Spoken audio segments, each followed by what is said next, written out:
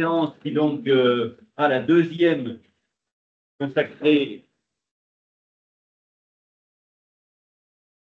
à la dissertation, la deuxième sur bien des séances, mais en tout cas la deuxième où on va s'intéresser à la méthodologie de l'exercice. La semaine dernière, nous avons observé un texte et de ce texte, il faut tirer des informations au regard de la question posée. Alors ça, c'est la base de la question de l'exercice. Dans cet exercice, vous avez une question.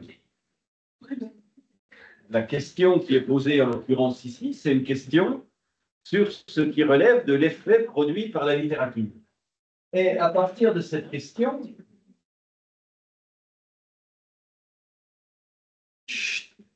si vous devez déterminer ce qui relèvera de réponses différentes.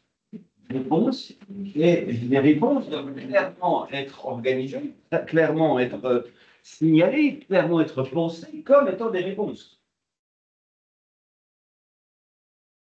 Autrement dit, ici, la question c'est quels sont les impacts du changement climatique? La réponse, c'est les impacts sont. On peut trouver comme impact ceci. Le climat change, et cela comme conséquence de, voilà, des phrases qui renvoient à cette notion qui est les impacts, du changement climatique. Donc ici, nous avons une question, et cette question, c'est quels sont les effets que produit la littérature sur le lecteur. Donc, nous devons déterminer trois réponses qui elles-mêmes seront développées par un nombre théoriquement entre 4 et 9 paragraphes. Donc là, ça n'a pas changé depuis la semaine dernière. Ce que je vous dis là, nous sommes toujours sur la même information. Question, 3 réponses, et la réponse est justifiée par des paragraphes d'argumentation pour trouver la réponse. Ce qui est un petit peu nouveau par rapport à aujourd'hui, c'est la distinction qui existe entre les informations et les situations. Entre information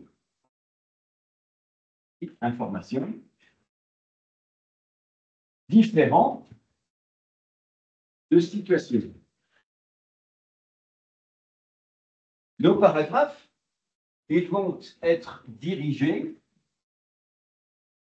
par des idées, par des informations, par des arguments. Ces informations, ces idées, elles développent évidemment la réponse que l'on apporte. Et ces informations, ce sont des généralisations par rapport à ce qu'on trouve dans le texte. Je prends un exemple tout simple. Nous avons, à la fin du texte, le personnage mis en scène ici, principalement dans cet extrait, qui pleure. Léopold pleure. Est-ce que, à la question « Quel effet fait la littérature ?», la réponse, ça peut être Léopold pleure. Et vous allez dans la rue et vous prenez la première personne qui se promène et vous lui dites « Madame, monsieur, à votre avis, quel effet fait la littérature ?» Jamais il vous répondra Léopold pleure. Parce que ça c'est une situation à l'intérieur d'un texte. Et cette situation, elle doit être généralisée, extrapolée, elle doit être pressée, imprimée, écrasée, pour en faire sortir, comme le raisin fait sortir le jus du raisin, la presse fait sortir le jus du raisin, nous devons écraser le Léopold pleure pour en faire sortir une information que la littérature lui fait un effet qui est. Et c'est là que se trouve cette idée. La littérature fait un effet qui est, et puis, quelle est la situation qui permet de le développer? C'est que Léopold pleure. Donc, la dissertation, c'est une organisation d'informations et d'idées. Ce n'est pas une information, ce n'est pas une organisation de situation. Jamais un paragraphe commencera par haute main à une voix hésitante. un élève haute main dans ce texte, une voix hésitante. Voilà, il a une voix hésitante, ça c'est une situation du texte, mais qu'est-ce qu'on peut en tirer comme information à partir de là que l'on trouve générale, valable globalement pour la littérature en soi. Si je vous dis je suis arrivé complètement trempé, ben ça c'est une anecdote. Qu'est-ce qu'il faut en déduire? Ben, que nous avons des changements climatiques. Par exemple, qu'il pleut en plein été ou qu'il neige en plein été. Bon, je suis arrivé trempé, c'est l'épisode, c'est la situation, mais l'information, quelle est-elle? Si je lâche mon stylo dans l'escalier, c'est la situation. Qu'est-ce qu'on en déduit? Que je suis maladroit. Ben ça, c'est peut-être l'information. Il est maladroit. Donc l'information, elle est différente de la situation. Et une dissertation, ça s'organise en réponse et information et idée. Et pas du tout en situation. La classe se tient dans une école, dans un café. La classe se tient dans un café. Ça, c'est une situation, mais ça ne répond pas du tout à la question. Quel effet fait la littérature sur l'individu? La salle, la classe se tient dans un café. Donc, il faut que quand nous lisons le texte, nous extrayons de ce texte les épisodes qui peuvent avoir un rapport avec notre sujet, lecteur, littérature, effet, et qu'à partir de ce que nous extrayons, nous nous demandions dans quelle mesure ces situations nous permettent ou pas d'aborder une idée, de définir une idée, de cerner une idée. Alors, je relis ce texte pour vous le remettre en tête. Léopold s'assura que la troisième était au complet. Est-ce qu'on fait de la littérature qu'en troisième? Et si on était dans une situation où on fait de la littérature qu'en troisième, là, on se dirait, tiens, il faut s'assurer que c'est bien une classe de troisième avec laquelle on fait de la littérature, donc ça fait de l'effet sur les troisièmes, ni sur les quatrièmes, ni sur les secondes. Mais ce n'est pas le cas, donc cette information-là, je passe. Ils étaient 12 élèves, 4 filles, 8 garçons, qui tournaient le dos au comptoir. Est-ce que la dimension genrée, filles-garçons, sexuée, filles-garçons, a un intérêt ou pas? Ben, ça pourrait dans certaines circonstances. Vous voyez, si on était en licence de lettres modernes, on dirait ils étaient 25 étudiants de lettres modernes, 21 filles et 3 garçons. Alors on se dirait, tiens, est-ce que la littérature, c'est plutôt un truc de filles? Ou plutôt un truc de garçons si les chiffres étaient différents? Et bien là, classe de troisième, 4 filles, 8 garçons, est-ce que ça a un intérêt au regard de l'effet produit par la littérature? Il est plus lointain que si on était dans des études de lettres spécifiquement, on se dit les études de lettres sont telles genrées, là les chiffres pourraient être intéressants. Tandis que le professeur gagnait sa place au fond de la salle, le patron en a retiré le bec de canne, donc ça on avait vu dans l'extrait du film de Claude Berry, et puis j'avais expliqué la chose, hein, il retire la poignée, quoi, de la porte d'entrée afin de s'assurer contre toute intrusion. Est-ce que l'effet de la littérature, c'est un effet qui n'a pas besoin, qui a besoin d'une non-intrusion? Est-ce que c'est un effet dans lequel on a besoin d'une situation de vase clos? Ça, on peut se demander, poser la question. C'est déjà, oui, c'est déjà plus, peut-être plus intéressant de se demander si ça marche en vase clos ou pas. Revenu à son zinc, il but encore un coup de vin et s'assit sur un tabouret. Le vin blanc est-il à l'effet de la littérature? Je répondrai non. C'est ma propre expérience du vin blanc qui me fait dire. En face de lui, le professeur Didier s'était installé à sa table sous une réclame d'apéritif accrochée au mur. Il ouvrit un cahier, jeta un coup d'œil sur la classe de troisième et dit haute main, réciter. Alors là, je vais noter quelques situations et puis on se demandera si on peut les transformer en idées. J'ai dit tout à l'heure fermer la salle. Est-ce que, donc épisode, je vais marquer ça en vert. En vert, ce sera les situations. Et puis en noir, ce sera les idées.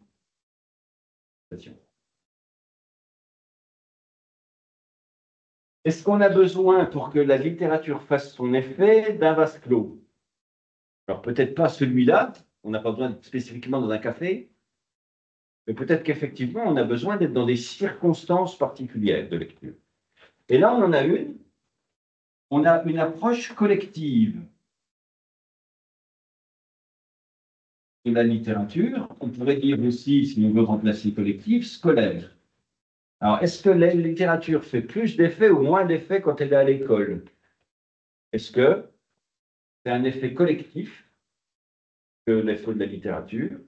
Est-ce que le système scolaire permet de faire plus d'effets, moins d'effets de la littérature? Bon, oui, je n'ai pas d'informations pour l'instant, mais j'ai des situations. Dans ce texte-là, on va se mettre à faire de la littérature en collectif, dans le cadre scolaire. Et pour ce faire, il faut fermer la salle, il faut qu'on soit contre nous. Est-ce que j'en tire des informations? On verra tout à l'heure. Haute main récité, Léopold se pencha sur son siège pour voir l'élève haute main qui lui dissimulait la poutre étayant le plafond. La voix un peu hésitante, haute main commença. Alors, intéressant peut-être aussi, haute main a une voix hésitante, haute main est hésitant. Alors, est-ce que c'est un effet positif qu'il a de réciter ce texte? Est-ce que c'est positif? Est-ce que c'est négatif? Est-ce que c'est le texte? Est-ce que c'est la littérature qui lui fait un effet déstabilisant? Ou est-ce que c'est la situation scolaire qui lui fait cette déstabilisation? Ben, j'en sais rien, mais le texte il nous dit que quand Hautemin il se met à réciter de la pièce de Racine, quand Hautemin a une pratique de la pièce de Racine dans le cadre scolaire à haute voix, eh ben, il n'est pas rassuré. Et donc, est-ce que c'est la littérature ou est-ce que c'est l'école? Ou est-ce que c'est la situation? Ou est-ce que j'en tire quelque chose de cette information-là? L'étape où j'en suis, je ne sais encore pas trop. Hautemin se trouve hésitant dans la récitation de Racine. Seigneur, que faites-vous et que dire à la Grèce? Faut-il qu'un si grand cœur montre tant de faiblesse? Comme vous êtes curieux de nature, vous êtes allé voir, pour la fin de la semaine dernière et cette semaine, de quoi ça parlait en roman de Racine, évidemment. Peut-être même certains l'ont lu ou étudié antérieurement. Qui peut me dire alors de quoi parle Andromaque? D'abord, Racine, quel siècle, comme ça, hop.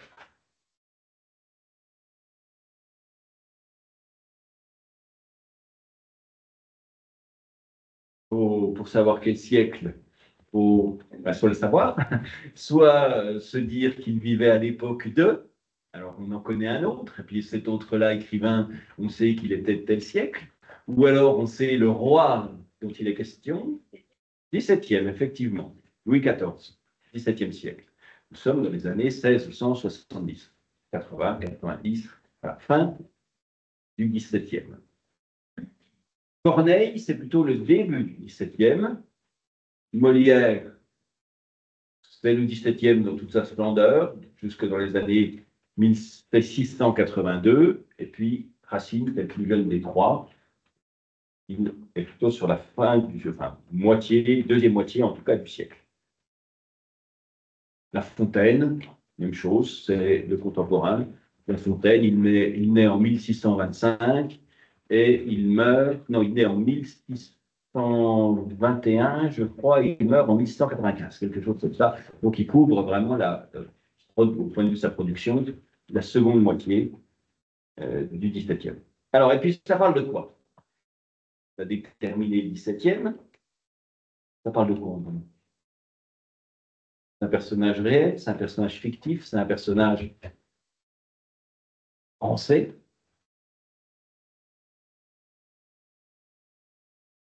Il y a une idée. À un moment, elle dit: N'est-ce point à vos yeux un spectacle assez doux que la veuve d'Hector, pleurante à vos genoux? Donc c'est la femme d'Hector. Alors, est-ce que ça éclaire? Oui, dites-moi.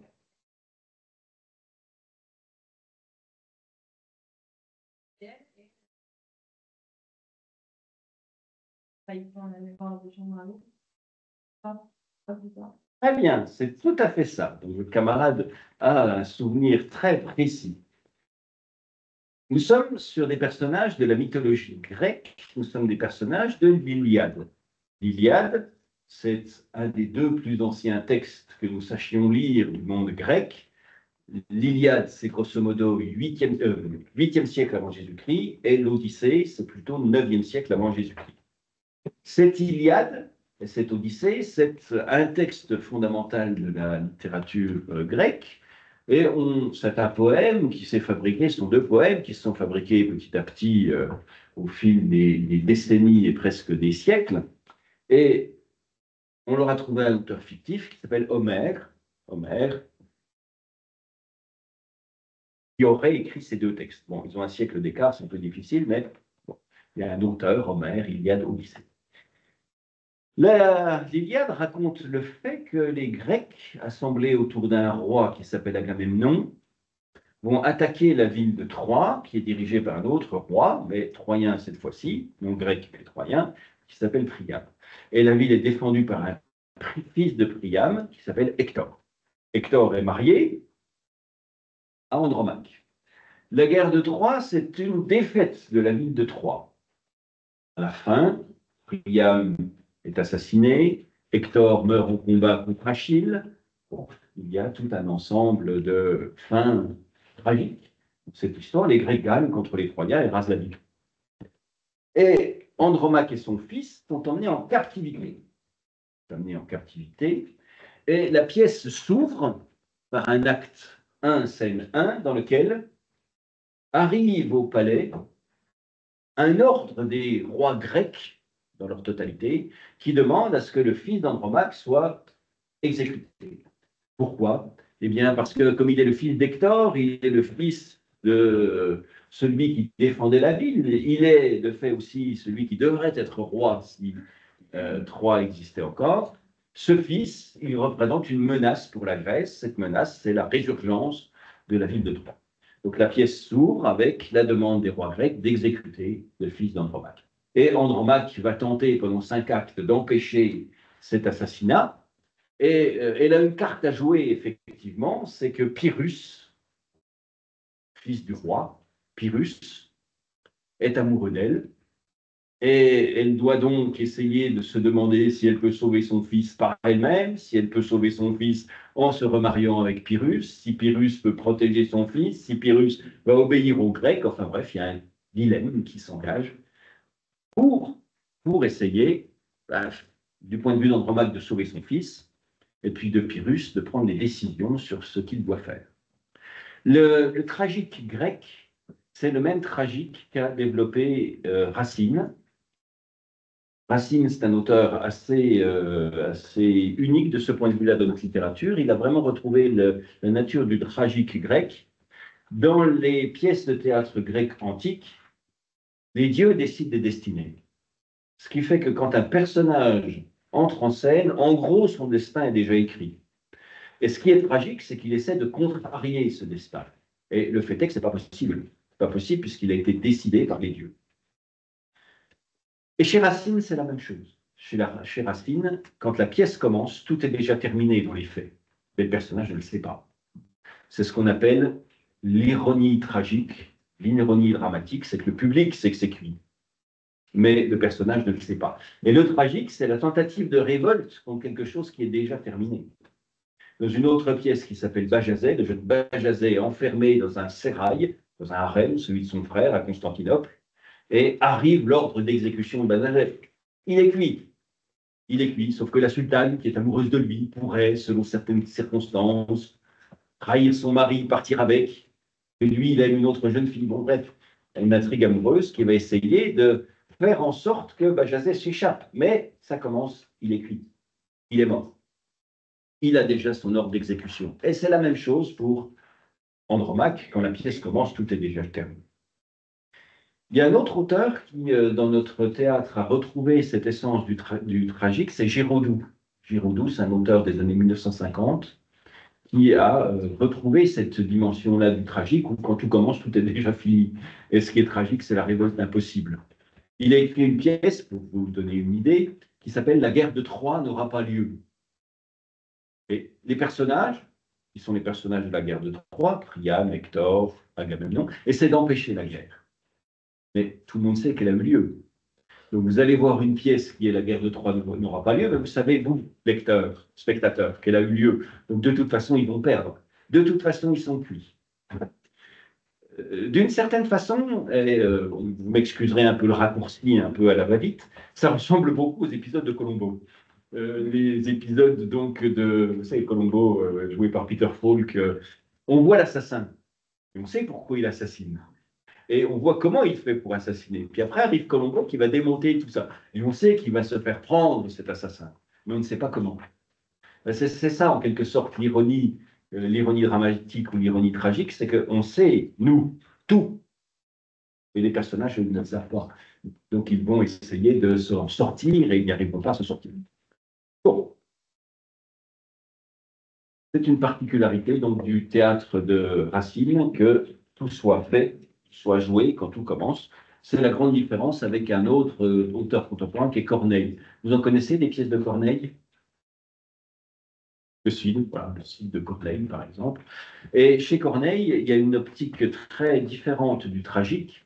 C'est que chez Corneille, les personnages ont toujours le choix de leur destin. Ça porte d'ailleurs un nom, le fait d'avoir un choix chez Corneille. On appelle ça un choix cornélien, voilà, un choix à la Corneille. C'est vraiment sa spécificité, c'est qu'à un moment donné, les personnages, ils sont maîtres de leur destin. Et donc, ils ont la capacité d'influer sur leur destin. Et quand ils vont à la mort quand même, c'est qu'ils l'ont choisi. Ou quand ils vont s'en sortir, tragique comédie, ça finira bien à la fin, c'est qu'ils l'ont choisi aussi. Corneille, Chimène et Rodrigue, dans le Cid, choisiront d'aplanir les problèmes. Le fait que Rodrigue a tué le père de Chimène, aplanir les problèmes. Et donc, fin heureuse. C'est dit aussi très clairement dans une pièce de Corneille qui s'appelle Polyeucte. Si vous avez l'occasion, si vous voulez parfaire votre culture théâtrale classique, Polyeucte. Polyeucte, c'est une pièce donc, de Corneille qui est très claire sur ce point de vue-là. Polyeucte est un prince païen qui décide de se faire chrétien. Mais les Romains ne sont pas d'accord avec cela. Et Polyeucte, à un moment donné, dit « Je sens que j'ai le choix. Dieu me laisse le choix entre devenir chrétien ou rester païen. Et je fais le choix. » Et il sait que ce choix l'emmène à la mort. Vous voyez, c'est deux notions tragiques très différentes. Très différentes, pardon. Notions différentes. Avec Racine, le tragique, c'est la révolte, impossible. Avec Corneille, le tragique, c'est que tous les choix sont des choix mortifères. Tous les choix sont des choix qui peuvent amener à la catastrophe, mais au moins on est maître de son destin. Les critiques spécialistes du théâtre classique expliquent cela par leur religion. Leur religion. En effet, Corneille était catholique quand Racine était janséniste. Et les jansénistes, c'est une branche du christianisme dans laquelle ils croient à la prédestination, c'est-à-dire qu'ils pensaient, comme les protestants, que quand l'individu naît, cet individu, son destin est marqué par Dieu déjà. Donc, quand ça commence, c'est déjà fini.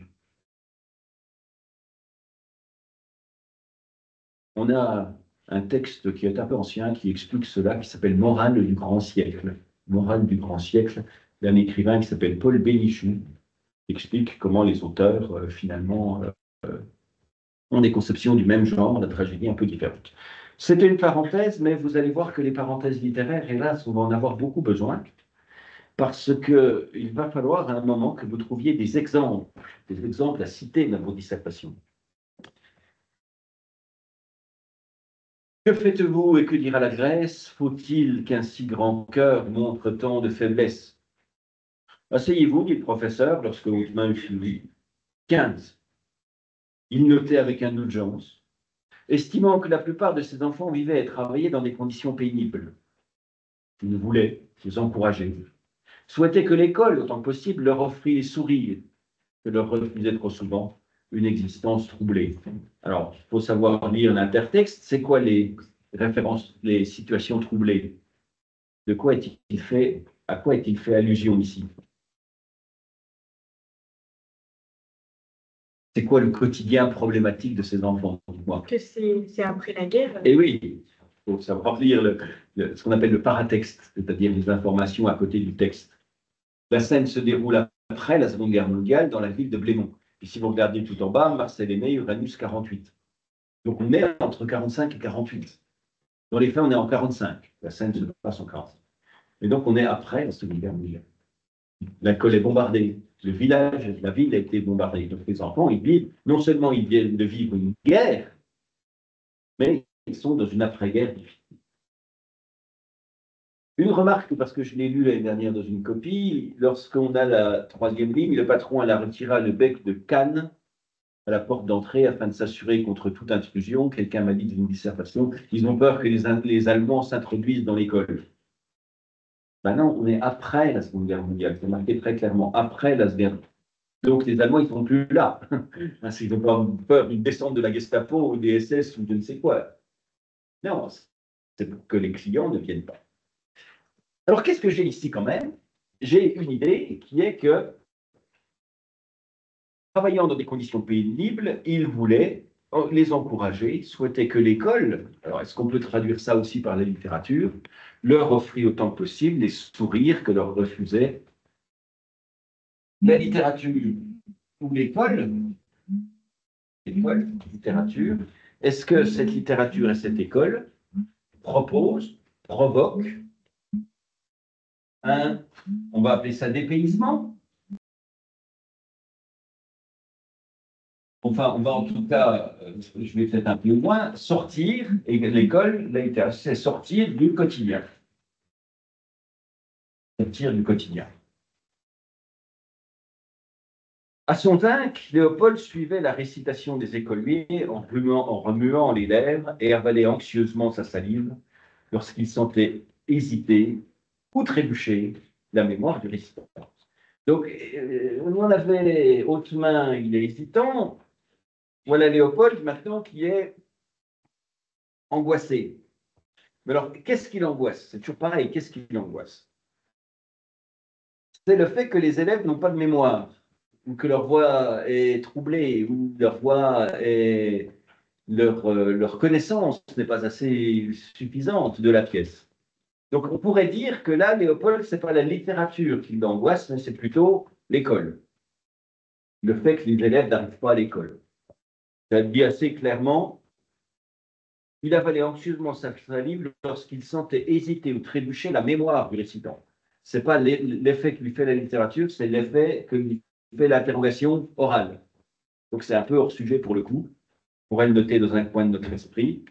Léopold est angoissé par le fait que les élèves n'arrivent pas à réciter. Ce n'est pas tout à fait la littérature, mais c'est la situation scolaire. Par contre, la suite m'intéresse. Son grand regret, il n'oserait jamais confier à M. Didier, était de ne pas participer à ces exercices qu'en simple, à ces exercices qu'en simple témoin. Léopold eût aimé réciter lui aussi. La littérature, c'est une volonté, c'est un souhait, c'est un désir. On évoque désir. Et là aussi, je vais peut-être un peu vite sur l'analyse, mais Léopold, on va le mettre un peu différemment, Léopold aimerait réciter. L'idée, c'est que la littérature oui, provoque le désir. Il y a désir de littérature chez Léopold. Captive, toujours triste, importune à moi-même, pouvez-vous souhaiter qu'Andromaque vous aime? Ça veut dire quoi, importune à moi-même?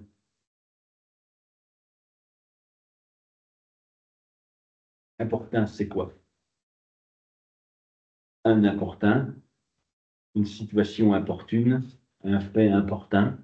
Oui, oui, c'est quelque chose qui dérange. Donc, importune à moi-même, captive, toujours triste, importune à moi-même. Oui, je suis prisonnière, je suis captive, je suis triste, et puis importune à moi-même, je ne me supporte plus moi-même. Je ne m'aime plus moi-même. Malgré la timidité et le respect que lui inspirait Andromaque, il lui semblait qu'il eût trouvé les accents propres à émouvoir le jeune guerrier. Là, je vais tirer deux situations de cela. Deux situations. La première, timidité et respect que lui inspirait Andromaque. Léopold est intimidé par le personnage littéraire. Et puis, deuxième, il lui semblait qu'il eût trouvé les accents propres à émouvoir le jeune guerrier. Léopold se met à la place d'Andromaque. Se met à la place d'Andromaque. Il se plaisait à imaginer sa voix tout amenuisée par la mélancolie. Mélancolie, il y a toi, mélancolie. Tristesse, oui, ça, on reconnaît là-dedans, méla, c'est du grec, ça veut dire noir. C'est humeur noire. Mais ça fait une tristesse, mélancolie. Et s'échappant du zinc comme une vapeur de deuil et de tristesse, Léopold se sent triste, mais aussi ils se sont, on va dire, en phase avec Andromaque. C'est Andromaque qui est en deuil.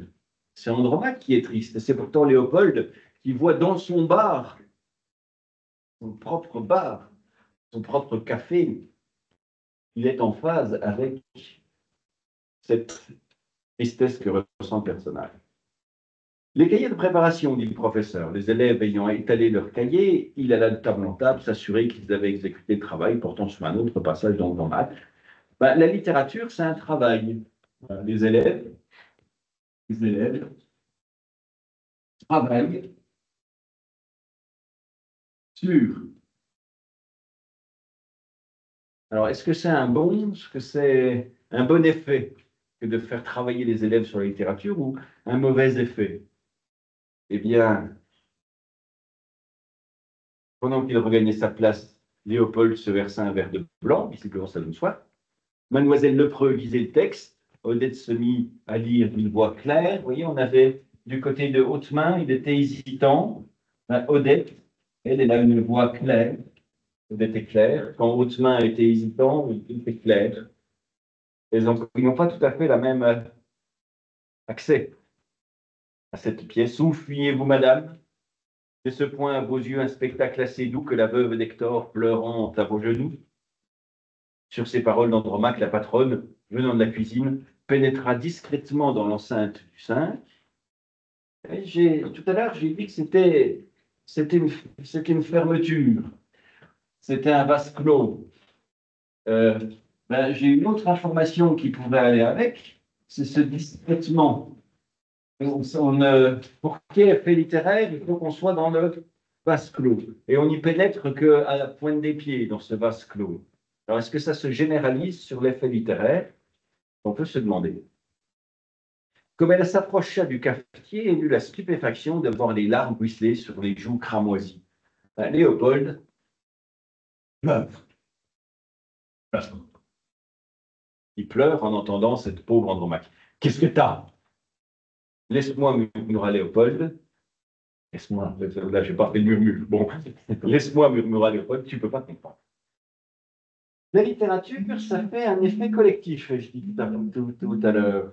Et bien, ça fait aussi un effet. Léopold, il y a un effet, non pas collectif, mais il y a un effet personnel. Tu ne peux pas comprendre. Lui, il comprend, mais elle ne comprend pas.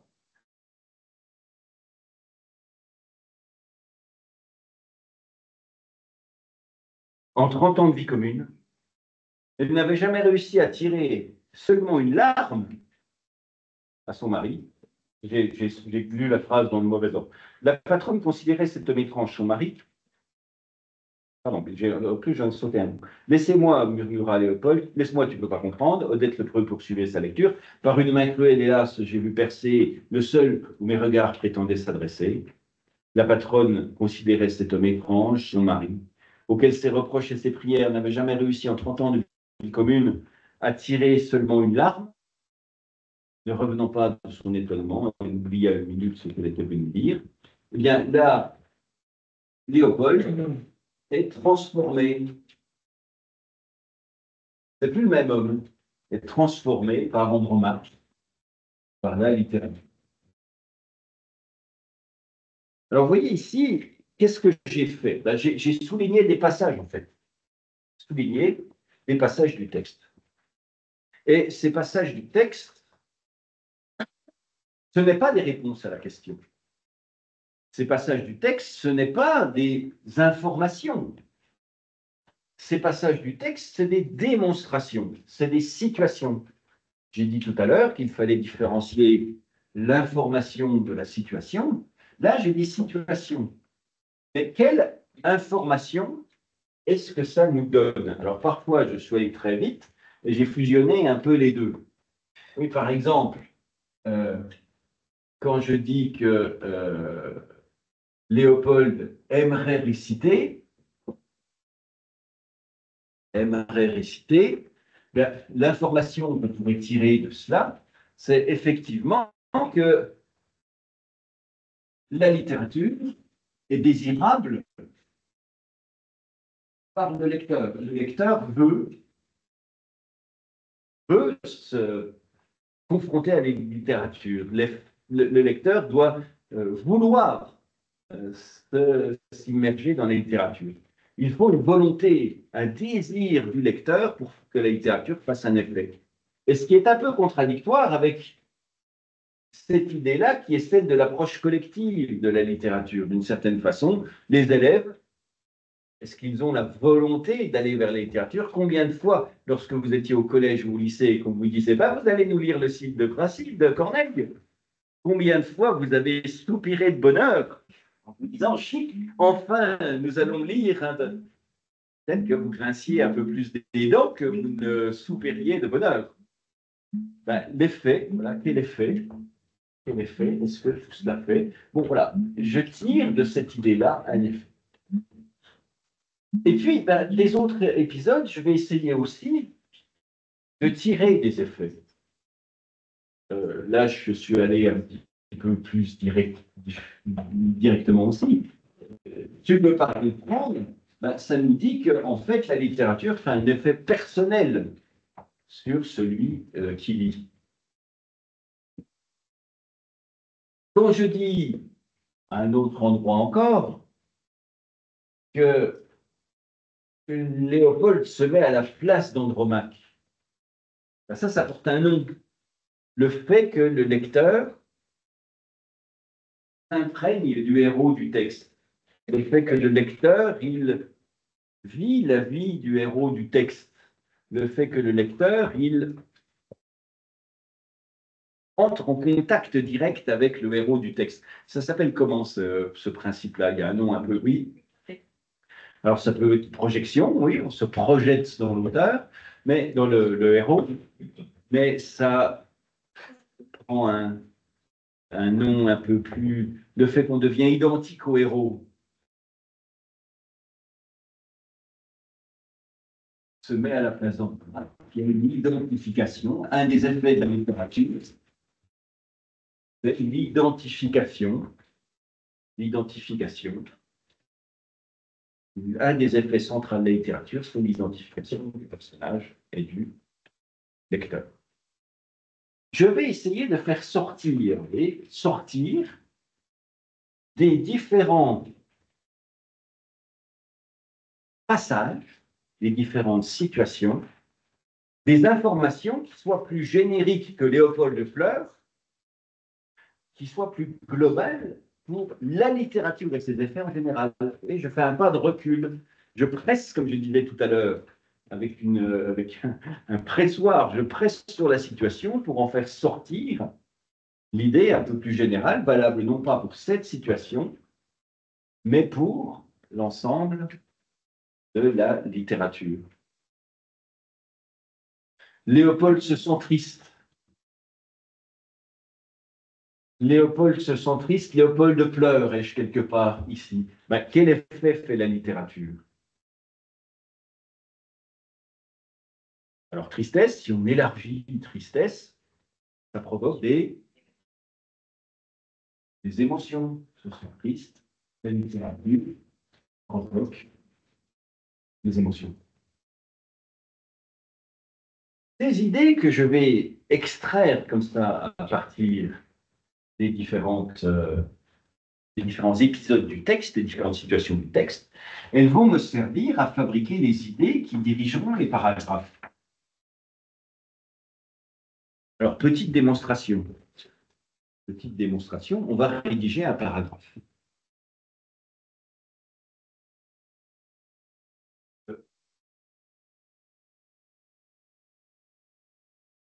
Et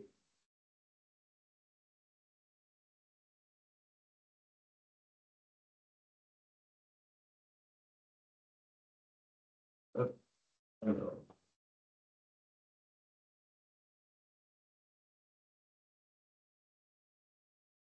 pour cette chose,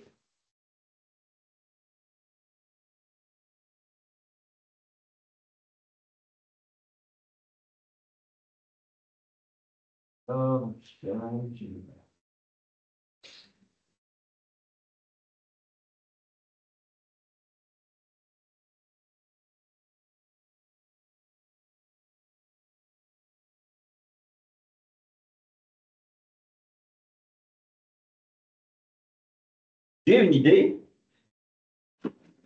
et elle va me permettre de fabriquer un paragraphe. Ce sera un peu plus gros, une information. Un peu plus gros.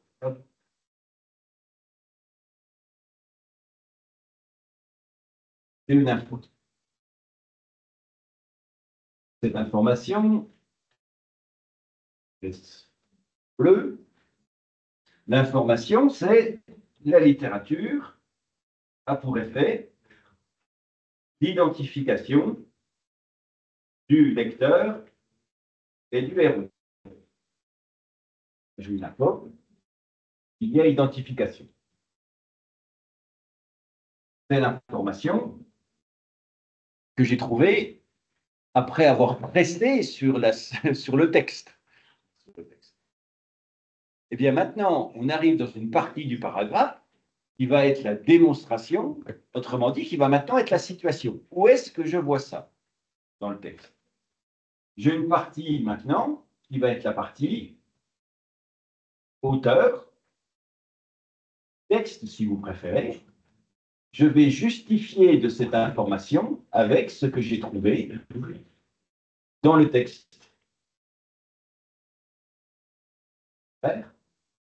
Je vais dire Léopold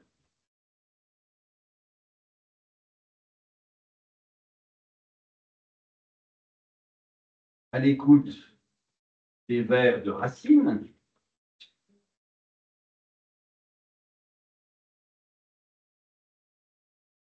se trouve en confrontation avec le personnage d'Andromaque.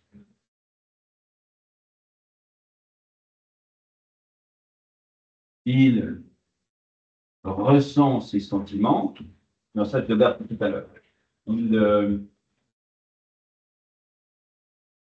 Il est ému comme elle l'est. Il souffre avec elle de ses tourments.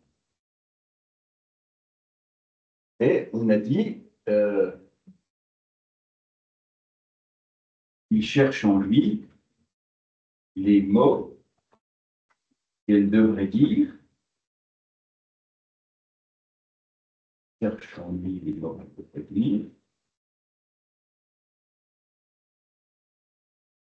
Il se met à sa place dans le drame qu'elle vit.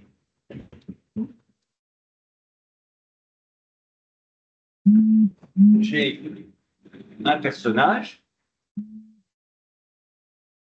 qui s'identifie, voilà, qui se met à la place de l'héroïne. J'ai donc une idée, identification, et j'ai sa démonstration à partir du texte. Oui, la situation, je la remets là.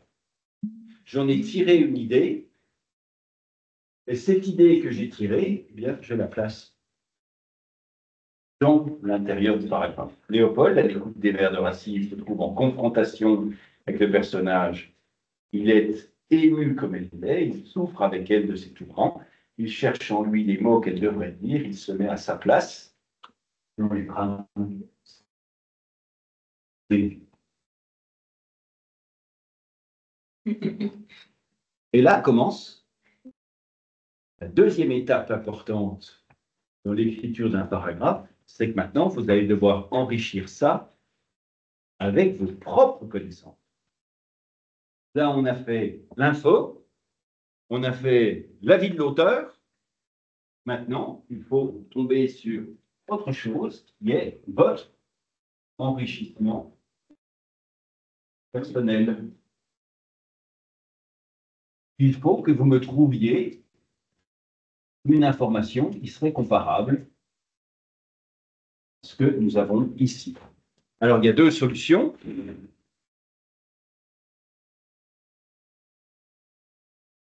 Soit vous me trouvez une situation comparable dans la littérature, c'est-à-dire de quelqu'un qui lit, qui s'identifie à ce qu'il lit, un personnage de lecteur, donc un personnage de littérature qui lirait des livres et qui s'identifierait avec ce qu'il lit. Soit vous me trouvez, vous, des identifications que vous avez eues avec les personnages des textes que vous avez lus. Soit vous me trouvez un auteur dans lequel le personnage, un roman, ou un texte, une pièce de théâtre, ou dans lequel un personnage lit des livres et se trouve dans la même situation que Léopold, soit vous mettez vous-même comme personnage et vous me trouvez des œuvres avec lesquelles vous vous êtes identifié.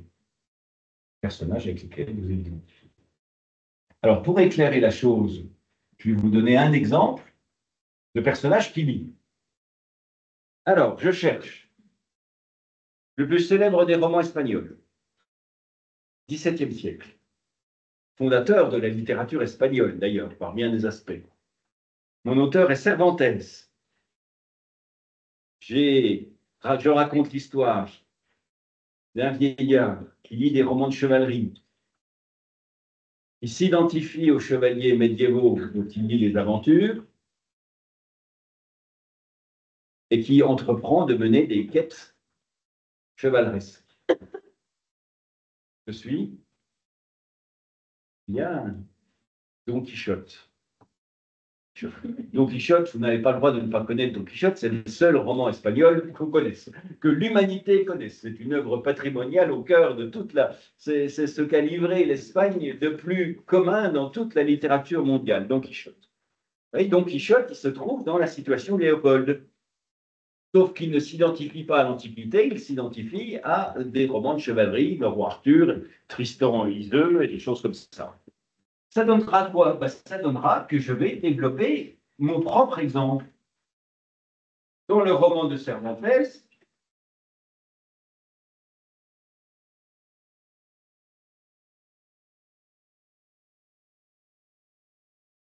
Don Quichotte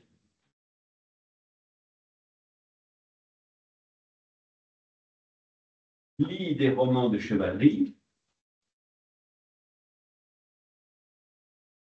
et s'identifie aux personnages héroïques du Moyen Âge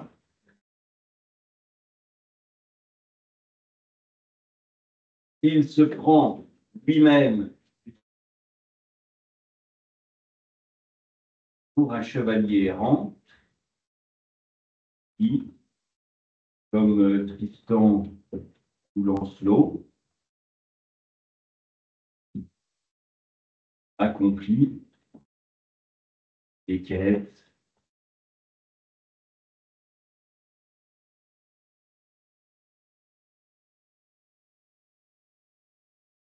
pour le bien. Allez, ça fait ça.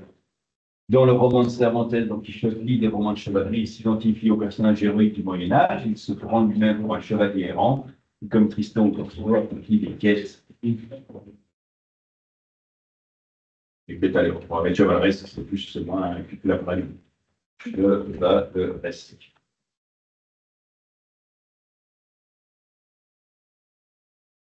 Ça fait peut-être 2 fois chevaleresque. Non, ça va. Le plus célèbre, c'est quel est l'épisode le plus célèbre de Don Quichotte où il croit combattre des géants et en fait il attaque des moulins à vent. Je suis sur Internet et je cherche Don Quichotte. Je tape Don Quichotte. Qu'est-ce que je trouve? Le Don Quichotte, image, hop. Et l'épisode, le premier épisode qui apparaît tout le temps, c'est celui des moulins. Attaquer des moulins, c'est d'ailleurs une expression dans un très grand nombre de langues maintenant qui désigne le fait que on prend des vessies pour des lanternes, c'est une autre, mais surtout qu'on entreprend une quête qui n'est pas possible. Attaquer des moulins, croyant que c'est des géants, on ne pourra jamais tuer des moulins, comme ils pensent tuer des géants. Don Quichotte. Mon paragraphe,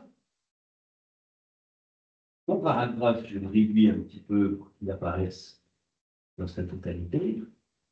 Il a donc, pour l'instant, une information.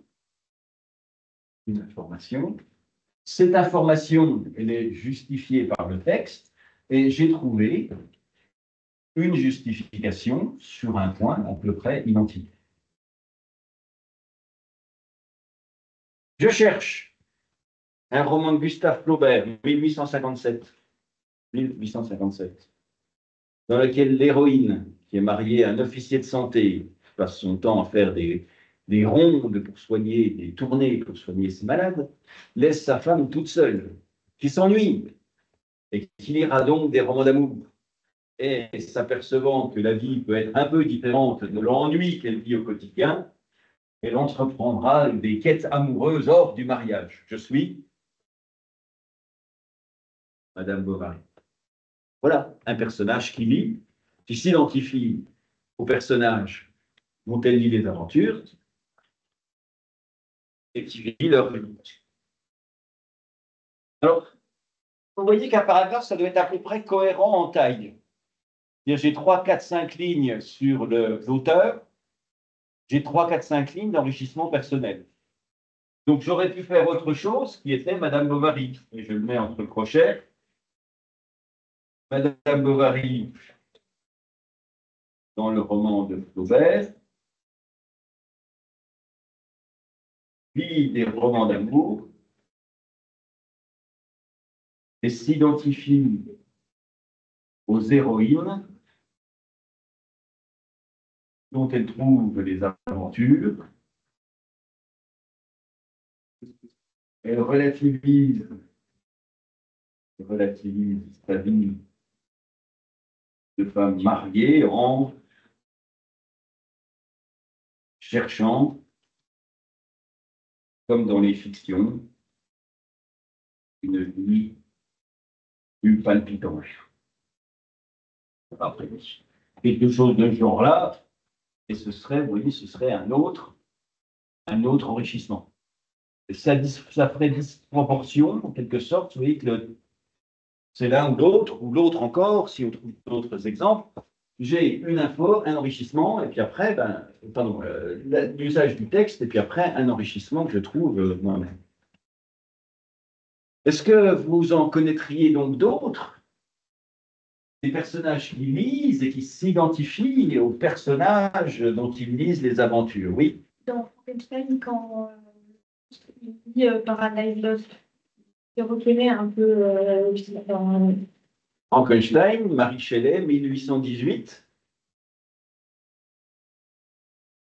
Je vous en ai parlé la dernière fois de Frankenstein, je crois, non? En vous disant qu'il y avait un intérêt dans ce texte. C'est un texte très romantique, hein, c'est du pré-romantisme. La créature de Frankenstein, elle passe son temps à pleurer.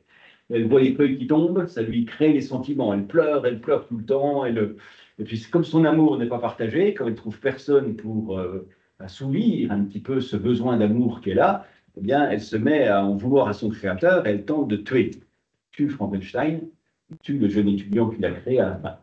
Mais c'est un texte très, très romantique. C'est un texte qui vaut vraiment le coup d'être lu. Et notre créature, comment elle fait pour avoir le langage? Je vous l'ai dit la dernière fois, elle se cache dans l'appentis d'une grange, et puis là, elle écoute une famille. Elle écoute une famille qui parle. Et puis, quand elle apprendra un peu mystérieusement à lire, un peu comme ça, un peu magiquement quand même, et elle lira des textes, elle verra dans les textes un pendant à sa vie. Sa vie sera expliquée un petit peu, il comprendra des choses sur sa propre vie en lisant Le paradis perdu de Milton. Milton, c'est un auteur britannique du XVIIIe. Donc, au lieu de Bovary, ben, on en met un autre. Dans l'autre groupe, vos camarades, ils m'ont trouvé le rouge et le noir. Alors, rouge et le noir de Stendhal, nul n'est censé ignorer le rouge et le noir dans la mesure où ça se passe en Franche-Comté. Vous pourriez donc avoir connaissance de ce roman. Le jeune Julien Sorel, il essaye de progresser dans la société depuis son Jura natal, et il essaie de progresser selon deux grandes voies. La voie de l'armée, uniforme rouge, donc c'est le rouge, ou le noir, celui de la soutane, la voie de la religion. Est-ce que pour progresser dans la société, il faut y aller de façon militaire ou de façon curée? Est-ce que c'est l'un ou l'autre? Lequel des deux? Et il va tester un petit peu les deux options, et puis finalement, il va comprendre que c'est en étant l'amant des femmes puissantes et riches qu'on progresse beaucoup plus vite dans la société. Mais ceci étant dit, lorsqu'il est encore dans son Jura natal, il a un livre qui lui donne l'envie de progresser dans la société, l'envie de s'élever, l'envie de triompher, et c'est les Mémoires de Sainte-Hélène, c'est-à-dire les Mémoires de Napoléon. Donc il trouve un personnage identificatoire dans les Mémoires de Sainte-Hélène, il veut être le Napoléon de son époque. Dans... Alors, bon. Il trouve à un moment on lui offre un livre et c'est ça qui va vraiment aussi influencer sa manière de s'identifier après. Portrait de Dorian Gray, c'est un personnage qui a un portrait caché, qui en fait reflète son âme. Alors, en vrai, il est tout beau, en vrai, en société, il est tout à fait parfait, mais le portrait qu'il a caché, lui, revoit toutes ces turpitudes. Et donc, c'est un portrait particulièrement affreux. Donc, il y a un passage aussi où il s'identifie, alors avec, je ne m'en rappelle plus trop, je dois avouer, donc je ferai confiance à la mémoire de votre camarade. Il faudrait justifier, voyez quoi. Une remarque que vos camarades ne savaient pas. Rouge et noir, ça se passe dans les années 1830, par là, un peu avant. C'est quel régime, ça, les années 1800, on va dire, les 1820? On est sous quel régime politique? Quel régime politique pour les années 1820? Ça, il faut que vous ayez quand même des idées de chronologie, surtout pour l'histoire. Mais sur le 19e siècle, on a une succession de régimes, il faut quand même que vous soyez un peu en phase avec. 1791, c'est République. République, c'est la première République. Elle finit en 99. 99-1804, c'est un régime un peu bizarre qu'on appelle le consulat. Napoléon et deux autres acolytes prennent le pouvoir. Le consulat, ils sont consuls, ils sont trois. 1804-1815, Empire. 1815-1848, qu'est-ce qui se passe après l'Empire? Ben, c'est là le retour des rois. On appelle ça donc la Restauration. La Restauration, on restaure l'Ancien Régime. Il y a trois rois qui se suivent. Il y en a deux qui sont les frères de Louis XVI. Louis XVI avait un fils qui aurait dû être Louis XVII. Donc celui qui arrive, le frère qui devient roi en 1815, c'est Louis XVI. Louis XVII, il est mort. Louis XVIII, voilà. C'est une sorte de logique chronologique pour le coup. Louis XVIII, 1815-1824. Autre frère de Louis XVI, qui lui succède, Charles X, 1824-1830. Et puis un de leurs neveux, Louis-Philippe, 1830-1848. On passe sous 3 années de République jusqu'en 51, c'est la deuxième République, 48-51. 51, 70, Second Empire, Napoléon III. C'est là que toute la littérature du 19e siècle, deuxième moitié, s'épanouit.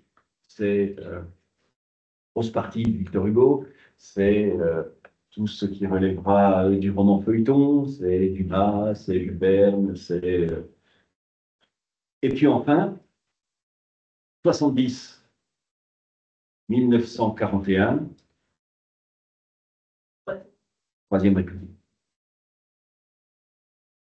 Là, nous avons des exemples qui sont des exemples de lecteurs, de personnages lecteurs, qui eux-mêmes s'identifient. Julien Sorel, en lisant les mémoires de Sainte-Hélène, sous la Restauration, s'identifie à Napoléon et voudrait être le Napoléon moderne de son époque. S'identifie. Maintenant, on pourrait avoir non pas ça, ni Dorian Gray, ni l'Objet Noir, mais on pourrait avoir votre expérience plus personnelle de lecteur. Alors, vous n'allez pas me dire, quand j'étais petit, je m'identifiais à... Parce que vous allez essayer de montrer que dans un texte que vous connaissez, on peut s'identifier aux héros et héroïnes parce que... Pourquoi est-ce qu'on peut s'identifier à... Alors, je vous laisse réfléchir, je vous laisse, allez, je vais dire une dizaine de minutes. Vous allez essayer de me rédiger les 5 phrases, les 5 lignes, pardon, 5 lignes qui vont faire le pendant de cette partie du texte et qui compléterait le paragraphe. Et ça, on l'ôte, on note ce qu'on a déjà dit, parce que c'était des exemples que vous n'aviez pas, mais alors vous allez enrichir par, dans Cendrillon, version Frère Grimm, on peut s'identifier à Cendrillon, parce que... Une remarque, avant que vous vous mettiez au travail, c'est que les dissertations, ce sont des fusils à un seul coup. C'est-à-dire qu'une fois qu'une cartouche est tirée, on ne peut pas la remettre dans le fusil. Là, j'ai tiré identification, Léopold se met à la place d'Andromaque, j'en parlerai plus jamais. Là, j'ai parlé de Madame Bovary, j'en parlerai plus jamais dans la disserte. Si vous grillez Harry Potter, c'est fini pour Harry Potter dans le reste de la disserte. Si vous grillez Cendrillon, c'est fini pour Cendrillon. Les éléments ne viennent qu'une fois. Et on ne peut pas les réutiliser. Je ne pourrais pas refaire un paragraphe qui dira « D'ailleurs, Léopold s'identifie à... » Terminé. Et tous ceux que je grille ici sont grillés définitivement. Donc il faut que vous trouviez un texte identificatoire, lequel, et puis pourquoi. 4-5 lignes. L'équivalent de ça. Et avant que vous commenciez encore une autre remarque, le texte que vous écrivez doit expliquer. Ça ne peut pas être, d'ailleurs, dans Harry Potter, il y a de l'identification avec les personnages. Où, quand, quoi, pourquoi, qui, où ça, dans quel épisode. Il faut que si je vous dis Alien, c'est drôle, ben oui, tout est drôle dans la vie. Alien aussi, l'exorciste aussi, c'est drôle. Mais alors pourquoi? Où, quand, comment? Ben, je ne sais pas, le monde il est en plastique, c'est dans le noir, j'ai pas peur du noir. Ben voilà, pourquoi est-ce que c'est drôle, Alien?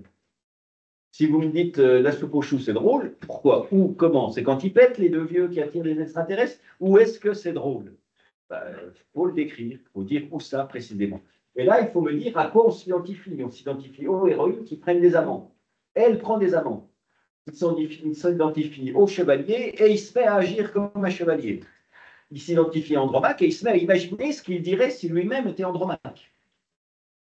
Donc, si vous me dites, je m'identifie à Cendrillon, il faut me dire pourquoi vous identifiez à Cendrillon et dans quel passage et quel effet ça fait. Il est 40, allez, je vous laisse 10 minutes pour essayer de me faire ces 3 phrases. 5 phrases.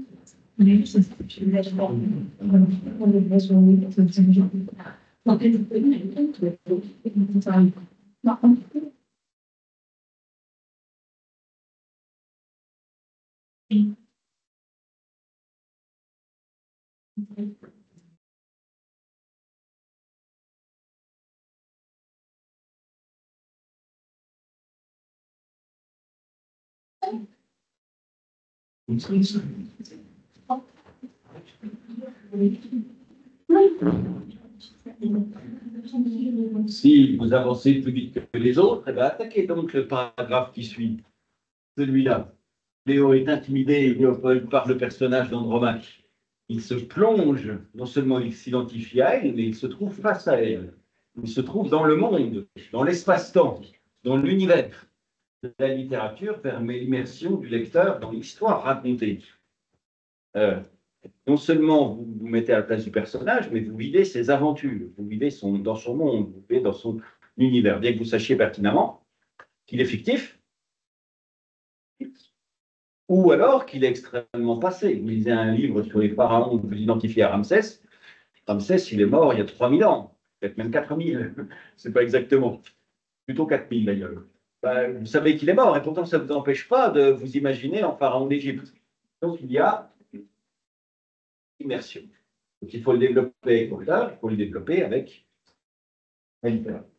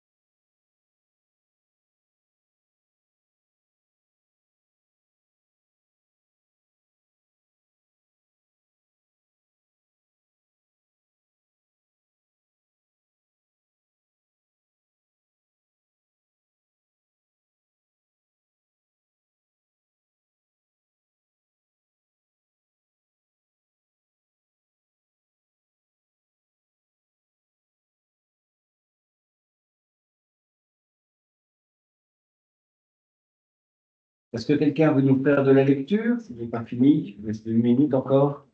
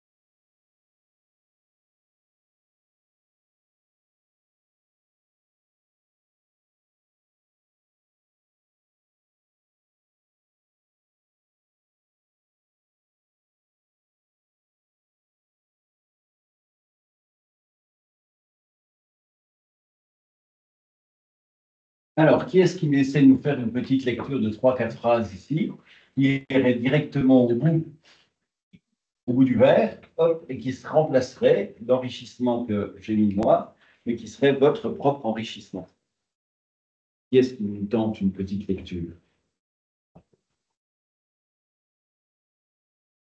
Dans le groupe précédent, une de vos collègues a trouvé une pièce de Tchekhov qui s'appelle La Roseraie.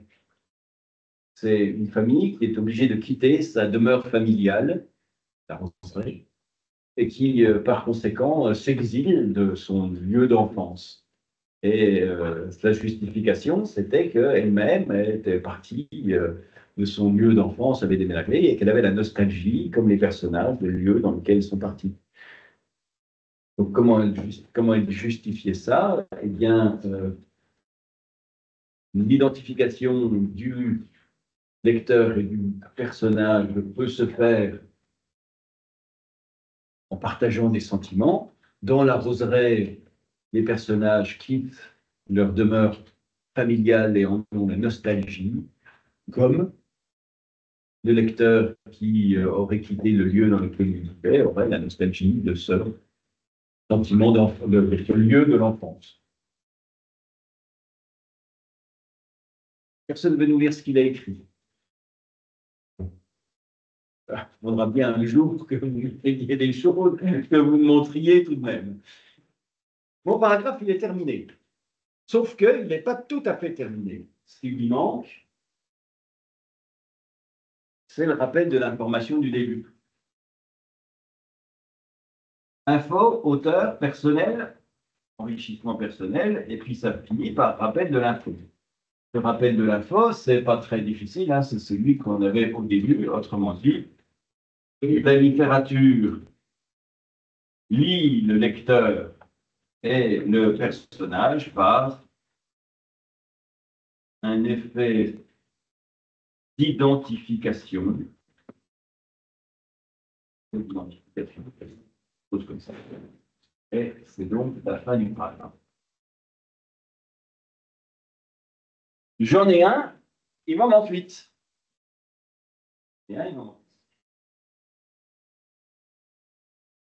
Reprenons un petit peu le principe qui est donc celui de l'organisation globale. J'ai une question et je vais avoir des paragraphes. Ces paragraphes, grosso modo, c'est des entités. On peut les schématiser un petit peu comme ça, c'est des entités.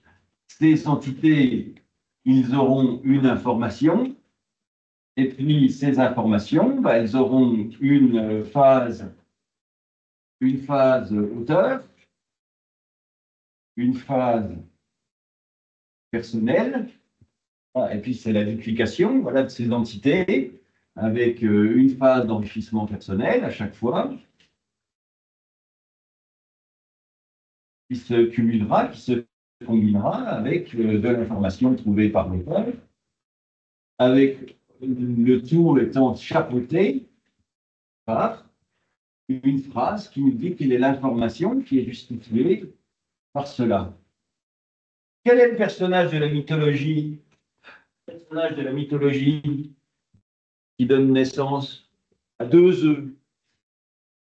Et dans le premier œuf, il y a 2 garçons, Castor et Pollux.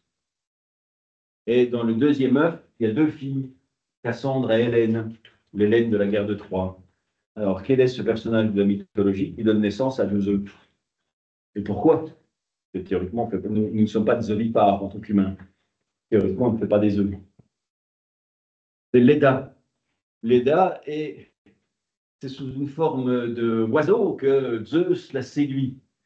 Héra, sa femme très jalouse, transforme Leda en cygne. Donc, Leda, il fait 2 œufs. Dans un œuf, 2 garçons, Castor et Pollux, dans l'autre, Cassandre et Hélène. Ben, voilà, nous sommes des Leda en puissance, c'est-à-dire que nous allons fabriquer, avec ces informations-là, des idées. Ces informations seront encore là, mais elles seront enrichies par des dimensions personnelles que nous allons ajouter. Et quand on en a 4, ben, c'est que vraiment, on n'est pas inspiré. Oui? Non, pas forcément, non. Quand on en a 4, ben, on n'a pas fait grand-chose. Comme je disais tout à l'heure, c'est quand on commence à en avoir 6 que ça commence véritablement à être un travail un peu construit. Mais il n'empêche que mes œufs que j'ai mis ici, vous voyez qu'il va falloir que je les organise, en partie, c'est-à-dire en réponse collective. Cet œuf-là, plus cet œuf-là, je vais les mettre ensemble. Celui-là ira ici, celui-là ira là. Et ces deux-là vont me fabriquer une réponse à la question. Alors la question, évidemment, c'est quelle réponse?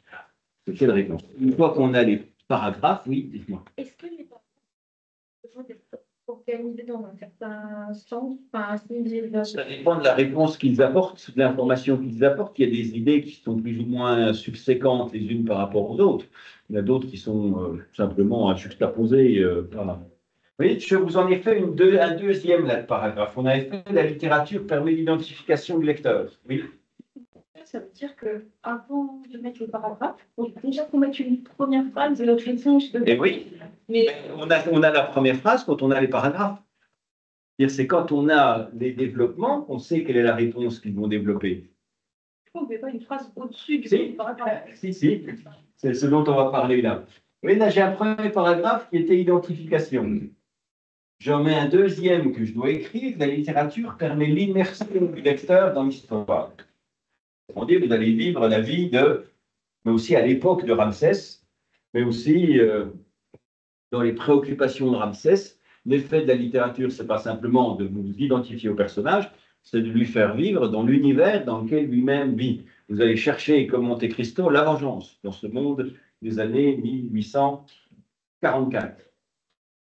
Vous allez donc vous immerger dans le monde dans lequel la littérature, l'histoire vous plonge.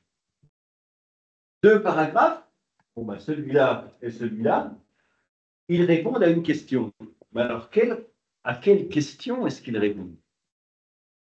Quelle réponse est-ce qu'ils apportent? Et en tête de ma partie, j'ai la réponse. En tête de ma partie, je dois formuler quelle est la réponse que j'apporte.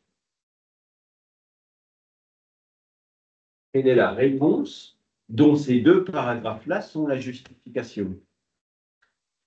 Pour le présenter de manière encore plus simple, ici j'ai une phrase qui répond à la question, et cette réponse, elle va être justifiée par, pour l'instant, deux paragraphes.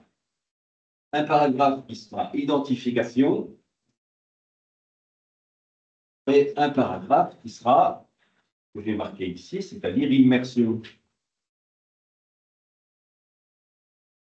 Mais c'est quoi la réponse? C'est quoi l'effet? Quel est l'effet que fait la littérature? Dans la justification, c'est qu'on s'identifie. Dans la justification, c'est qu'on est en immersion. Et puis, éventuellement, c'est un troisième paragraphe. Ces paragraphes, si on les met ensemble, c'est parce qu'ils apportent une réponse centrale.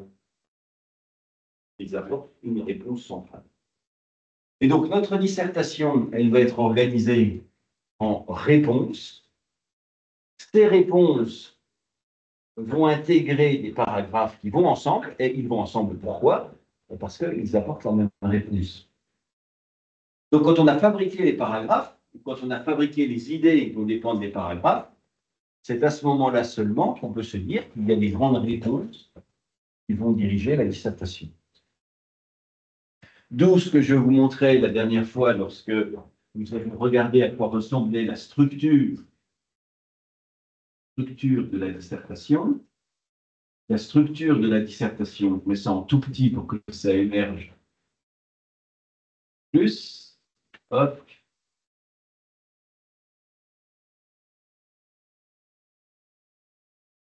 La structure de la dissertation c'est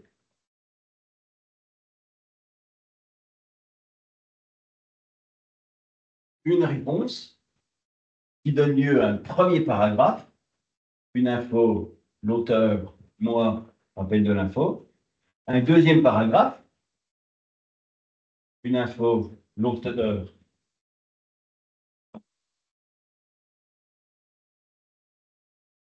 mon enrichissement en moi, rappel de l'info. Un troisième paragraphe, il y en a un, son info, l'auteur, moi. Et rappel de la réponse. Rappel de la réponse. Et donc après, j'ai une partie 2, c'est notre réponse. Et cette autre réponse, elle est justifiée par un bloc paragraphe, un deuxième bloc paragraphe, un troisième bloc paragraphe, et enfin encore une troisième réponse, une troisième partie, qui donnera lieu à un bloc paragraphe, un bloc paragraphe, un bloc paragraphe avant la conclusion. Donc, réponse, paragraphe, paragraphe, paragraphe. Ensuite, j'ai encore deux paragraphes qui allaient ensemble dans ce que j'ai construit. Ces deux paragraphes vont ensemble parce qu'ils me donnent une autre réponse. Et puis, imaginons que j'ai encore deux paragraphes, parce que j'en ai fait 7 qui vont ensemble, et j'ai une autre réponse. Réponse 1 qui commence la partie 1, réponse 2 qui commence la partie 2, réponse 3 qui commence la partie 3, et le correcteur commencera par lire ça. Il se dira, quelles sont les 3 premières phrases des parties, quelles sont les 3 réponses apportées. Et je me dirai, ça joue ou ça joue pas. Et ensuite, je me demanderai s'il y a une logique interne, si ces 3 paragraphes-là vont bien avec cette réponse-là. Oui, ce paragraphe-là, il me dit, les auteurs, une part des pays, une part des auteurs est pour la peine de mort. Là, on en a un qui nous dit la peine de mort limite la criminalité. Là, on nous dit la peine de mort est une punition méritée. Et puis là, on nous dit c'est affreux la peine de mort. Le c'est affreux la peine de mort, voilà. Il y a plutôt dans une autre partie qui dira la peine de mort, tout le monde est contre. Donc, il y a une logique d'organisation qu'il faut respecter. Vous voyez, la question vraiment de la structuration, elle est très importante. Du texte, je tire une situation. De cette situation, je trouve une information que j'enrichis et ça me donne un bloc. Ce bloc, il va interagir avec un bloc comme lui pour apporter une réponse. Il va interroger, ensuite, il y aura 2 autres ou 3 autres blocs fabriqués de la même façon qui vont donner lieu à une autre réponse. Et c'est seulement quand on a les réponses à la question que l'on peut s'engager dans l'exercice numéro 1 de la dissertation, qui est l'écriture de l'introduction. Alors, on va faire un petit point sur l'introduction, mais avant, une dernière chose sur les paragraphes que je développerai beaucoup plus par la suite, c'est qu'une fois qu'on a fait dans notre paragraphe la partie auteur et la partie personnelle, la question qui se pose, c'est ce qu'on met là, c'est-à-dire à la charnière entre la part auteur et la part perso. Est-ce que c'est la même idée? Auquel cas, c'est un lien, parce que pour l'instant, c'est une juxtaposition. Pour l'instant, c'est un paragraphe énumératif. Il y a un bloc pareil, un bloc pareil. Il faut transformer ça en paragraphe argumentatif. C'est-à-dire que je dois me demander quel est le lien de logique qui les unit. Est-ce que c'est la même idée? Alors, de plus, par ailleurs, sur un autre plan. C'est un lien logique qui nous dit de plus. Il nous dit, voilà, 2 infos sur le même plan. Est-ce que c'est une opposition? Cet exemple-là est contraire à celui-là. Cependant, en revanche, par opposition, mais est-ce que ces deux-là s'opposent? Opposition. Est-ce qu'ils se complètent? Est-ce que celui-là est la conséquence de celui-là? En effet, c'est pourquoi. Qu'est-ce que je mets comme lien entre la partie auteur et mon enrichissement personnel? Est-ce que c'est une contradiction? Est-ce que c'est une conséquence? En effet. Est-ce que c'est une continuité? Est-ce que c'est un autre point pour aller plus loin? Par ailleurs, de plus, quelle est la liaison que je fais entre les paragraphes? Parce que moi, correcteur, qu'est-ce que je regarde? Je regarde vos réponses. Je regarde la logique entre les paragraphes et la réponse. Je regarde la construction du paragraphe, parce que je sais où ils vont. Est-ce qu'il y a équilibre entre vous et l'auteur? L'auteur et vous. Je me demande aussi quels liens unissent les éléments à l'intérieur du paragraphe. Vous vous rappelez que le paragraphe, il est énumératif ou argumentatif. Celui-là, il est énumératif, c'est la façon la plus simple de faire. Mais c'est donc la plus facile. Mais c'est donc celle qui rapporte le moins de points. Si vous me transformez en argumentatif, c'est plus compliqué. Donc ça rapporte plus de points. Donc là, c'est deux informations sur le même plan. Ça pourrait être un de plus, ça pourrait être un aussi. Dans le roman de Cervantes, aussi. Don Quichotte, lit. Ça pourrait être et.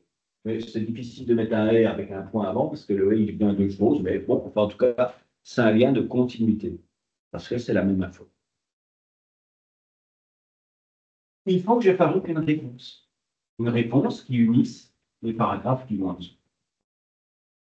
Alors, si maintenant je m'intéresse pour notre dernière demi-heure à l'introduction, l'introduction, c'est ce qui commence la dissertation, et l'introduction est tout aussi normée que le reste.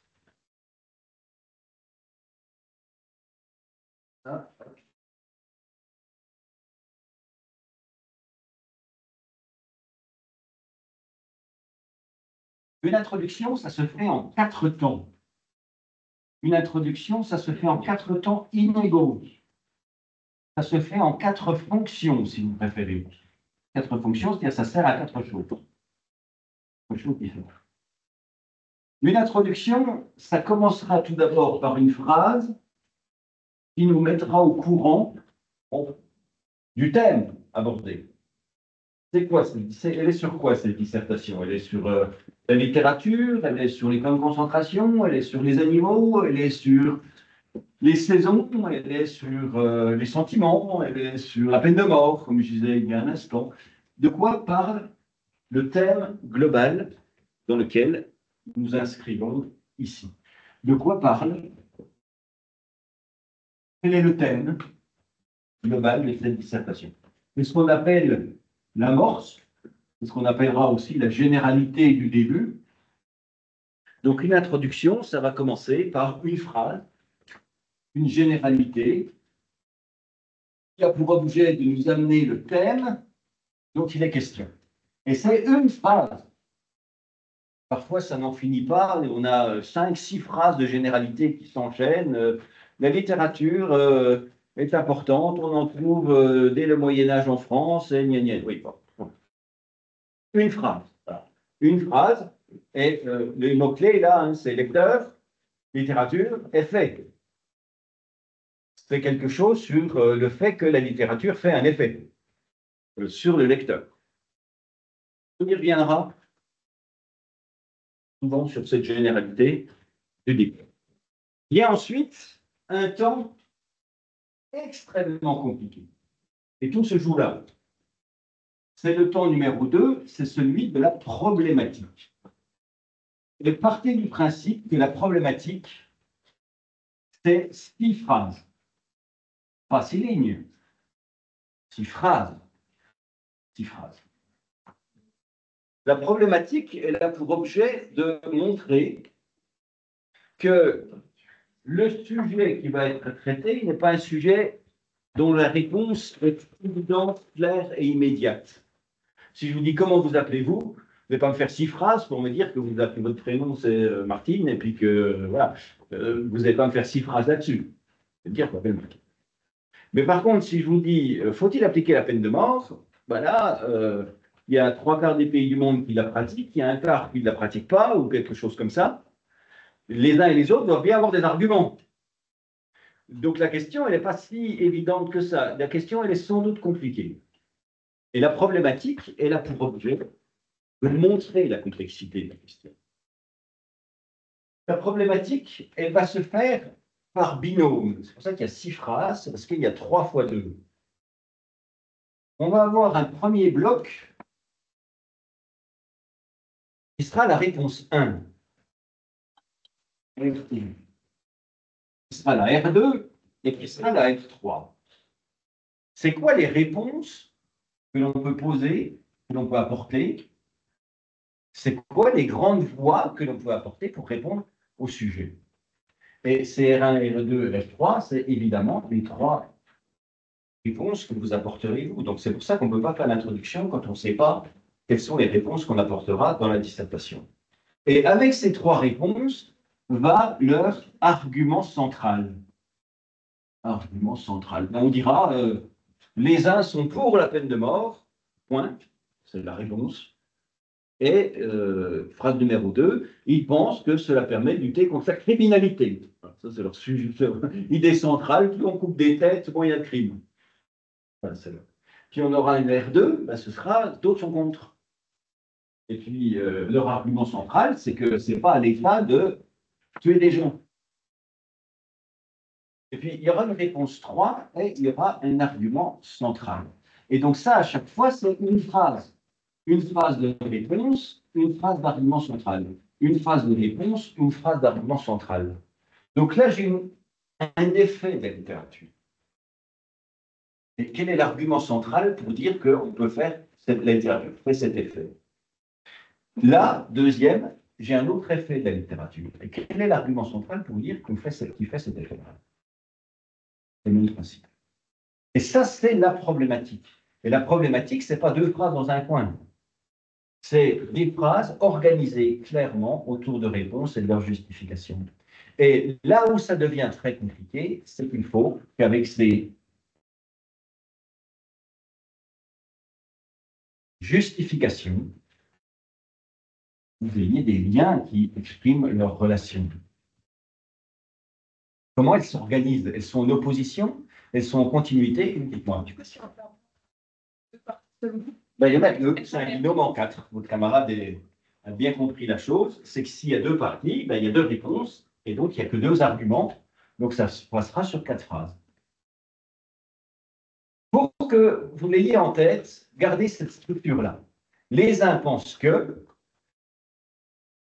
voilà pourquoi, d'autres pensent que, voilà, d'autres enfin estiment que, voilà pourquoi, d'autres pensent que, voilà pourquoi, d'autres estiment que, voilà pourquoi, d'autres croient, d'autres enfin croient que, voilà pourquoi. Oui, la formulation, ce n'est pas celle que nous allons produire dans l'introduction, mais ça vous donne une idée de ce qu'est la structure d'une problématique. Mais la question est complexe, on ne peut pas y répondre par oui ou non, ou par je m'appelle Martine. Donc on va y répondre par une première grande réponse, consensuelle, pour un argument central, une deuxième réponse, très consensuelle, avec un argument, etc. Ensuite, on a la phase dite de la question. Et là aussi, ben, c'est la question du sujet. La question du sujet sans autre forme de procès. Mais parce que les uns disent que, et que les autres pensent que, et que d'autres encore croient que, ben, on peut se demander quel effet fait la littérature. Faut-il être pour la peine de mort? Y a-t-il une séparation entre les hommes et les animaux? Existe-t-il un changement climatique? Les uns pensent que le changement climatique est une invention. C'est leur argument central, il fait de plus en plus froid alors qu'il devrait faire de plus en plus chaud. D'autres pensent que le réchauffement climatique est une réalité atmosphérique. On a de plus en plus de tempêtes. D'autres croient je ne sais pas quoi, et voilà pourquoi. Ben alors, il existe ou il n'existe pas? Puisque les uns et que les autres et que les autres, il est légitime de se demander si.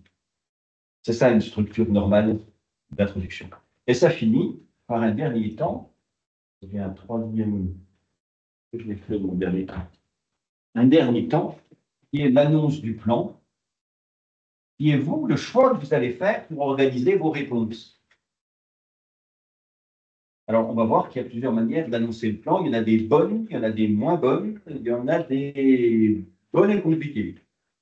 Il y en a des bonnes et simples, il y en a des bonnes et compliquées et des moins bonnes. Ça donne quoi? Ça donne quoi? Ça donne ça.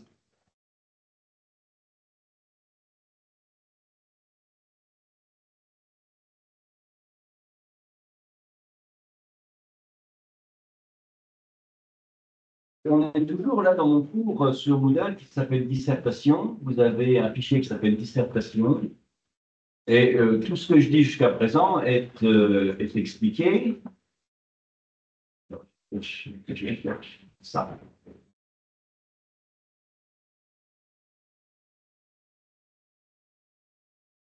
Ça, c'est un exemple d'introduction à cette dissertation que nous sommes en train de faire. Ça commence par une banalité du début, une généralité qui met en scène les mots-clés. La littérature est une porte ouverte sur le monde car elle motive l'imagination et les sentiments. Voilà, la littérature, ça fait de l'effet. Et ensuite, j'ai ce que j'ai appelé ici position, j'ai 3 réponses. Donc une phrase, une phrase, une phrase. Et chaque fois, la réponse est justifiée par son argument central, ou ce qu'en dit l'auteur pour justifier, l'auteur du texte pour justifier. Elle véhicule de fortes émotions. Elle plonge le lecteur dans un monde d'imagination qui transcende, dépasse le quotidien. Elle permet l'amélioration de l'individu. Ça, c'est 1, 2, 3, ou 2, 3 et 1. Enfin, en tout cas, ça, c'est les phrases qui dirigeront chacune des parties. Mais comme on est dans une introduction, je donne des positions, mais je dis aussi quelle est l'explication centrale qui pourrait justifier cela. La littérature permet l'amélioration de l'individu. Ben, Léopold, pour ce gourou, au dire de sa femme, a la larme à l'œil à l'évocation des malheurs d'un personnage fictif de la mythologie grecque. Ce gros bonhomme est influencé par la littérature, amélioré par la littérature. Toujours dans un monde qui transforme le quotidien. Patron de café devient Andromaque suppliant ses bourreaux. C'est la partie qu'on a fait, grosso modo, identification et immersion. Comme il revit les scènes de la tragédie en imaginant les arguments qui pourraient être les siens pour sauver Astyanax, le fils d'Andromaque. Et véhicule de forte émotion, véhicule. Réponse, réponse, réponse, justification, justification, justification. Et comme je vous disais tout à l'heure, il ne faut pas me dire, l'avare, ça fait rire. Vous voyez, où, quoi, quand, qui, quoi, quelle situation, quand, où ça fait rire. Là, il ne faut pas me dire, la littérature fait de l'effet, et on se demandera lequel, et puis voilà ce qu'on va dire. Non, la littérature fait de l'effet, il faut 6 phrases, ou 4 phrases si vous avez 2 parties, 2 qui sont des réponses et 2 qui sont des argumentaires. La question, comment qualifier les effets sur la littérature, et puis enfin, le plan. Alors le plan, il y a plusieurs manières de faire le plan. Plusieurs manières de faire le plan, d'annoncer le plan, pardon. Des manières qui sont des manières que je dirais assez simples, dans l'ordre de simplicité. Est-ce que tout le monde fait? Alors le problème dans ce que tout le monde fait, c'est que tout le monde le fait. Par des termes d'ordonnancement, d'ordre. D'abord, ensuite, enfin. 3 parties. D'un côté, d'un autre côté, 2 parties. Premièrement, secondement. Premièrement, deuxièmement, troisièmement. D'un côté, de notre partie, 2 parties. Par des verbes. Regarder, voir, analyser, parler, définir, étudier, analyser, montrer. Avec un futur, nous regarderons, analyserons, montrerons, nous étudierons, définirons, parlerons, etc. Plus la réponse qui va avec. Donc, dans une première partie, nous verrons que la littérature permet l'identification des individus. Dans une seconde partie, nous montrerons qu'elle améliore l'individu. Dans une troisième partie, nous montrerons que je ne sais pas quoi. C'est long, c'est lourd, mais c'est clair. C'est-à-dire que le correcteur, vous voyez, on le prend par la main, voilà, puis on lui dit, voilà, on va faire ça, ça, ça et ça. Conséquence de quoi, le lecteur sait qu'il a affaire à l'annonce du plan, puis après, il vérifie que ce soit bien ça que vous avez traité dans l'ordre. C'est ça que c'est toujours un peu les soucis quand on fait vite. Des fois, on ne démontre pas la même chose qu'on avait annoncé. Mais bon. C'est lourd. Deuxième manière, ce serait par la définition de plusieurs phrases. Vous mettez 3 phrases affirmatives. La littérature bouleverse l'individu. La littérature provoque l'immersion de l'individu dans le texte. La littérature gna gna. 3 phrases. On en déduit qu'il y aura 3 parties. 2 phrases, 2 parties. Les uns voient la guerre comme destructrice, les autres la voient comme bienfaitrice. Point. Alors, on peut rajouter que faut-il en penser. Ça, on en déduit que partie 1, partie 2. Bienfaitrice, négatif. Une manière très problématique, ce serait par plusieurs questions. La guerre est-elle un facteur positif? Est-elle au contraire un fléau de l'humanité? 2 questions. Ben, on suppose que la partie 1 répondra à la question 1, la partie 2 répondra à la question 2. Alors pourquoi c'est problématique cela? Parce que dans la structure de l'introduction, vous avez vu que l'introduction, il y a un temps question, qui est la question du sujet. Donc vous allez faire un saut de ligne, vous vous rappelez comment c'est organisé? C'était pas ça, si c'était ça. Hop. Là, vous avez une phrase isolée. Vous allez à la ligne. Là, vous avez un bloc, c'est un paragraphe. Un bloc argumentatif. Un paragraphe argumentatif, avec des liens. Puis une question, vous allez à la ligne une question, et vous allez à la ligne, vous proposez le plan. Alors, si le plan, c'est effectivement 3 autres questions, ça fait qu'il y en a 4 qui suivent. Donc, c'est un peu gênant. Un peu gênant, le lecteur a un peu de mauvaise composition, parce qu'un lecteur, ça lit 30 copies par demi-journée. Si vous voulez, quand on en est à la 25e, commence déjà à être bien amoindri. Et puis que la dissertation, c'est un exercice d'élimination. Hein, on cherche les meilleurs. Donc, si on ne comprend plus où on en est. Donc, des questions, c'est possible. C'est quand même un peu le plus flou. Et puis, ce qui resterait le plus difficile à faire, mais quand même le meilleur, c'est de faire une phrase bipartite, construite en 2 morceaux, tripartite, construite en 3 morceaux, et le lecteur comprend que chacun des morceaux renverra à une partie. Ça nous donne quoi? Il arrive au bout de sa vie, celui-ci. J'ai l'impression.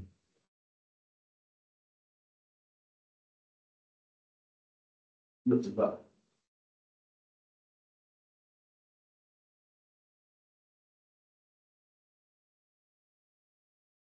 Bon. Il faut bien que ce soit la fin du cours. Donc, mon introduction toute rédigée, elle finit comment? Question.